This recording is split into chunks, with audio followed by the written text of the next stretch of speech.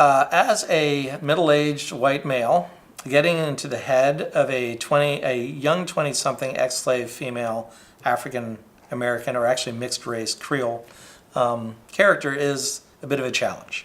Certainly, it's an out-of-body experience to some extent. It also requires a lot of vulnerability because as a male, and I actually do identify as a heterosexual male, and have all of those things that we're supposed to have when you look at sort of the different characteristics. But I really thought the story had to be told from a female perspective. It also makes it a lot more interesting.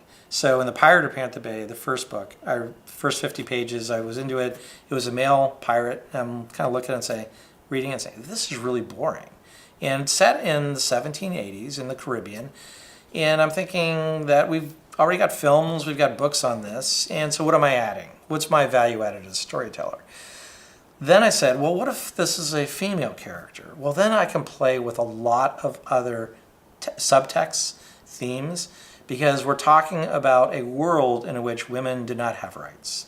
They did not have the privileges that men did. Now, if you add the slavery component in, we're talking about a lead character had no sense of her own identity because she was chattel. She was property. She was valued for only what she could produce in the fields or to keep the slave community together.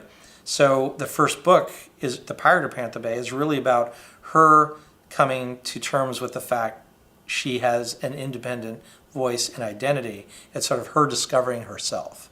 The second book, Tortuga Bay, is really about her discovering where her role is in the world.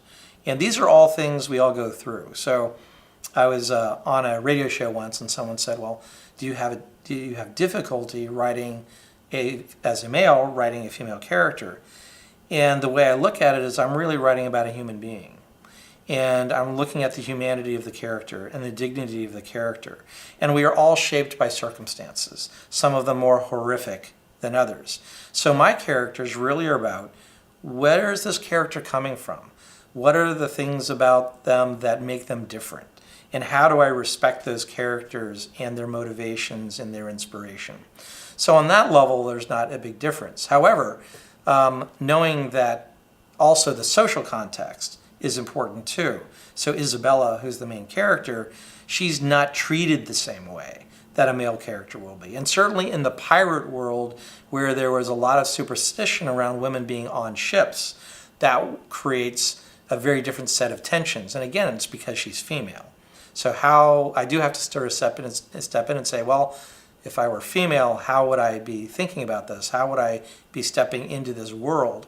Fortunately, I've done a lot of international travel. And so I have been in many places, and as well as my other career, in places where I have been a minority and I've been out of place. And then people have looked at me. So even though I'm only 5'6", when you go to China in certain places as a white European, I'm actually no longer American, I'm European, or I'm not of China at that point. And then having to work in those in different contexts has given me a little bit of insight into what it feels like to be the outsider, to be the one who is either sort of lifted up above where they should be or actually discriminated against because of where they come from and the skepticism that comes with that. So it's really about drawing on my own experience as much as I can. Also have a very diverse friend set, and that really helps. So they can say, yeah, you're not getting that right. No, that's not the way I feel.